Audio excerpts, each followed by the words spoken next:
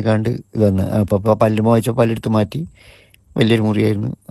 ഭയങ്കര വെള്ളം ഇറക്കാൻ പറ്റാത്ത വേദന തന്നെയായിരുന്നു. ഭക്ഷണം കഴിക്കും, ഫസ്റ്റത്തെ ഭക്ഷണം വായിൽ വെക്കാൻ പറ്റില്ല. ഭയങ്കര പെയിനും പുളിപ്പും ഒക്കെ പാടായിട്ട് പല്ലിൻ്റെ ഭാഗമല്ല, ആ തൊണ്ട മൊത്തം. അതാണ് അതിൻ്റെ ലക്ഷണം തുടങ്ങിയത്.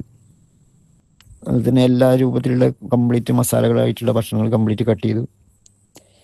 പിന്നെ നിങ്ങളെ ഈ മഞ്ഞളും ഇതും വെച്ച് കുലുക്കുവിന് ശേഷം നിങ്ങളെ പിന്നെ എണ്ണ വായിൽ ആ മൊത്തം ഭാഗം തേച്ച് പിടിപ്പിച്ച് ഒരു പ്രത്യേക അവസ്ഥയിൽ കുറച്ച് എക്സ്പീരിയൻസ് ഒക്കെ നേരത്തെ ഉള്ളതുകൊണ്ട് മാത്രം അത് ഇറക്കാതെ തന്നെ അങ്ങനെ പിടിച്ചു നിന്ന് കണ്ടിന്യൂ 14 മണിക്കൂർ ഫാസ്റ്റിങ്.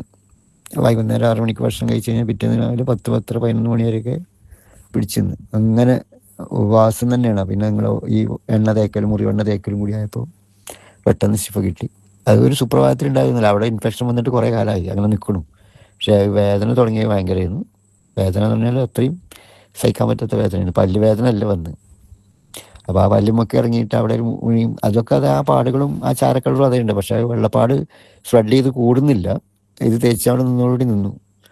ഞാൻ മുറിവെണ്ണ അധികം കൂടുതലൊന്നും ഒഴിച്ച് വിട്ടില്ല കേട്ടോ, അതിൻ്റെ പാതി ഉപയോഗിച്ചുള്ളൂ. അപ്പോൾ തന്നെ എനിക്ക് ശിഫ കിട്ടി. മുറിവ് കൂട്ടുപല്ല് പറിച്ച് കഴിഞ്ഞാൽ അപ്പോൾ അത്ര പെട്ടെന്നൊന്നും അത് ശരിയാവുമെന്ന് പറഞ്ഞില്ല. അവിടെ നിന്ന് തന്നെ പറഞ്ഞിരുന്നു വളരെ ശ്രദ്ധിക്കണമെന്നാണ്.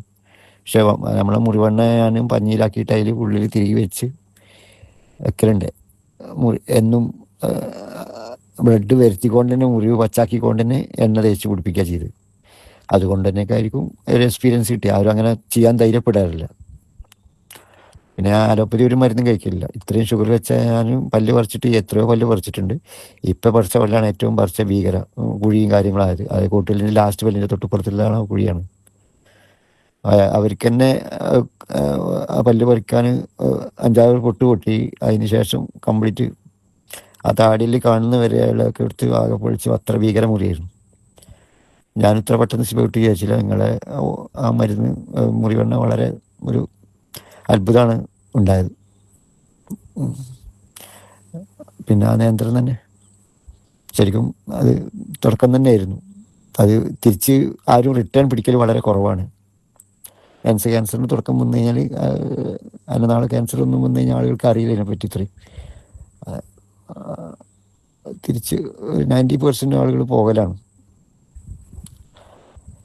അവിടെ നമ്മൾ ഈ രോഗത്തിൽ നിന്നിട്ടുണ്ട് എന്ന് വിചാരിച്ചിട്ട് എനിക്ക് പഴയ എനർജിയും കാര്യങ്ങളൊന്നും വന്നിട്ട് ഞാൻ പിന്നെ ഒന്നും ചെയ്തിട്ടൊന്നുമില്ല.